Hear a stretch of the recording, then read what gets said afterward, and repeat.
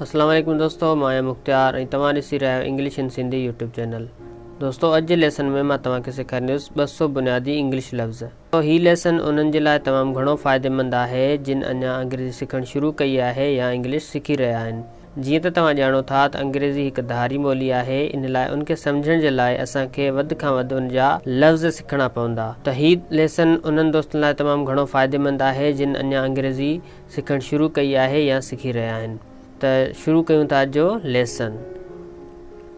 असां सभ खां पहिरियों वर्ड आहे हिकु। हिकु खे इंग्लिश में हूअं त असां वन सां बि ज़ाहिर कंदा आहियूं, पर ए सां बि हिनखे असां ए या अस सां हिनखे असां ज़ाहिर करे सघूं था। ए जो मतिलबु आहे हिकु।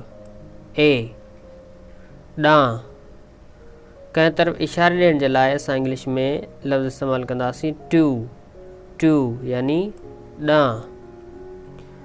जो जी या जा जे लाइ इंग्लिश में लफ़्ज़ इस्तेमालु थींदो ऑफ। ऑफ ऐं एंड। हिक जे लाइ असां हिकु ॿियो लफ़्ज़ इस्तेमालु करे सघूं था जेको आहे एन।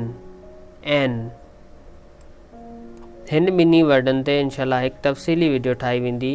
आऊं या मूं, आए में, इन हो या हुई, वॉज ही, हू या हुन यानी मुज़क्कर जे लाइ असां ही इस्तेमालु कंदासीं। ही उहो, हू या त जे लाइ असां इंग्लिश में इस्तेमालु कंदासीं दैट।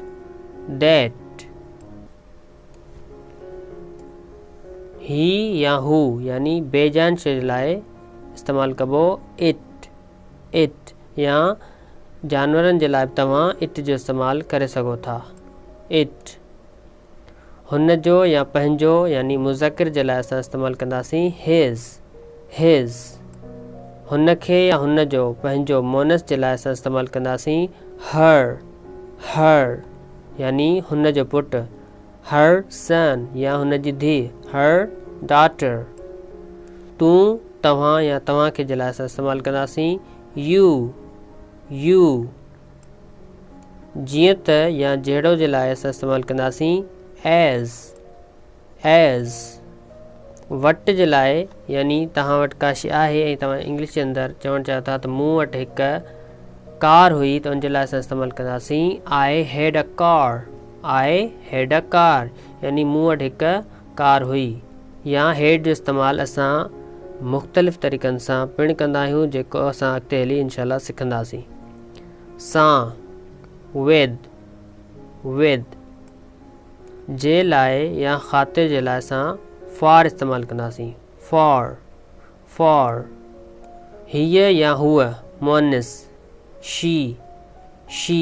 She's a girl.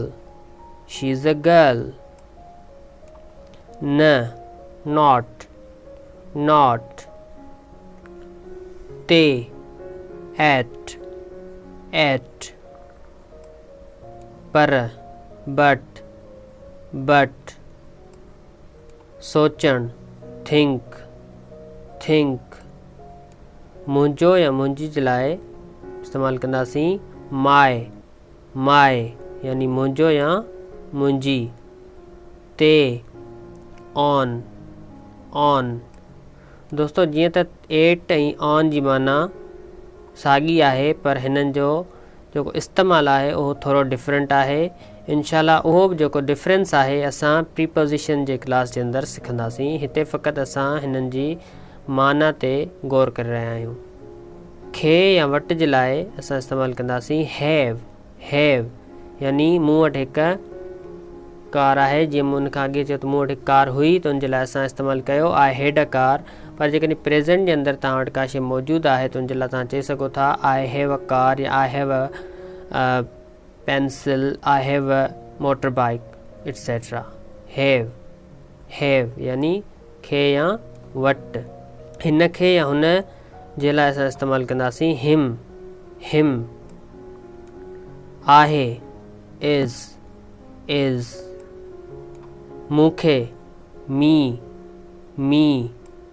कहिड़ो कहिड़ी या जेको जे लाइ असां इंग्लिश जे अंदरि इस्तेमालु कंदासीं विच।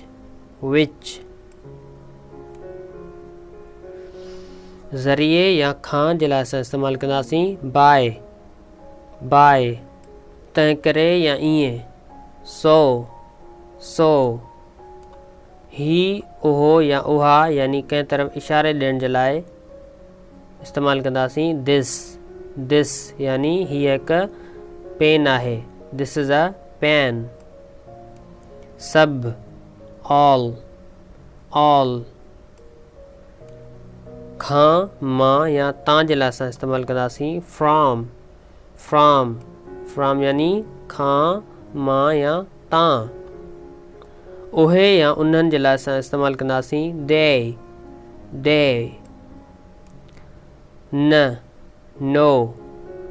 नो किथे या जिते वेयर। मुख़्तलिफ़ डिफरेंट या और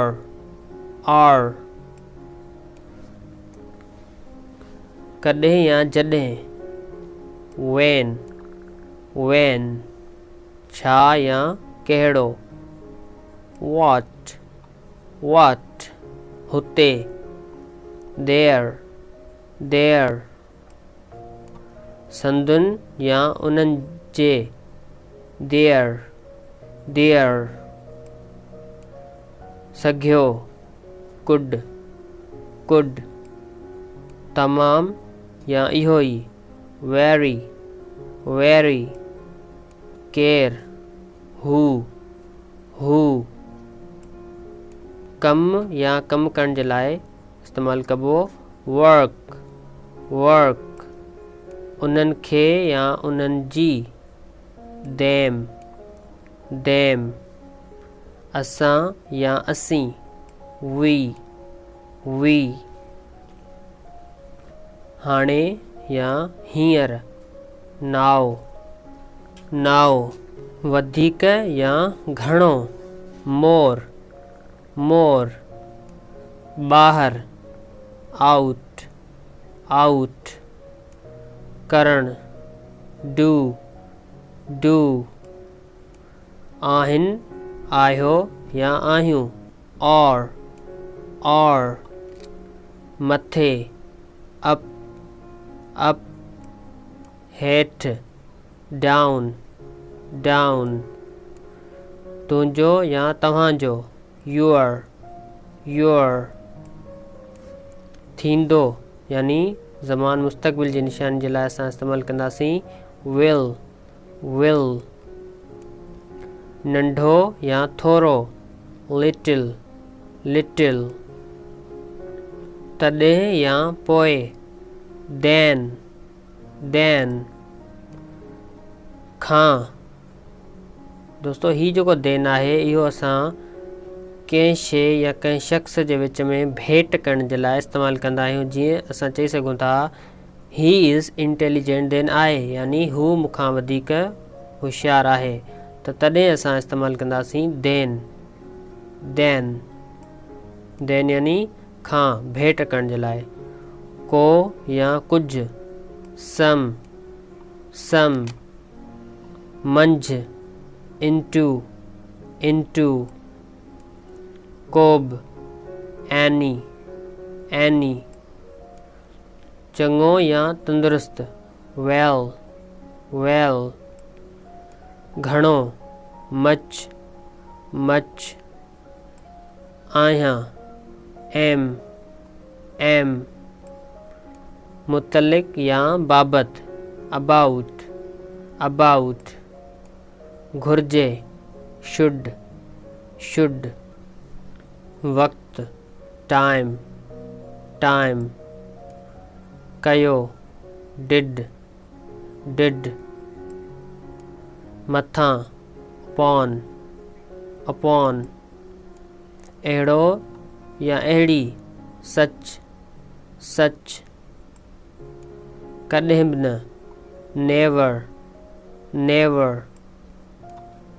फ़क़ति सिर्फ़ only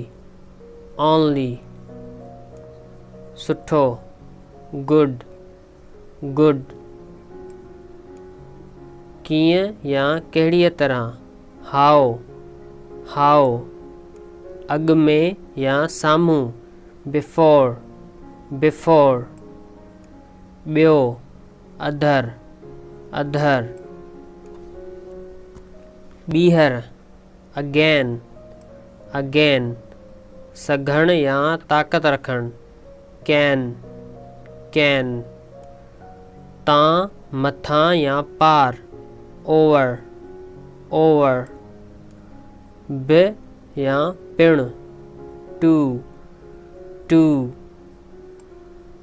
हिते या इझो, हेयर हेयर। पुराणो या पोढ़ो, ओल्ड ओल्ड। नऊं या ताज़ो, न्यू न्यू। किथे या कहिड़े हंधि, वेयर वेयर। असांजो या असांजी, आवर आवर। थी सघे थो या मतां यानी इम्कान ज़ाहिर करण जे लाइ असां इस्तेमालु कंदासीं मे। शायद, माइट माइट। पहिरियों या अवल, फर्स्ट फर्स्ट।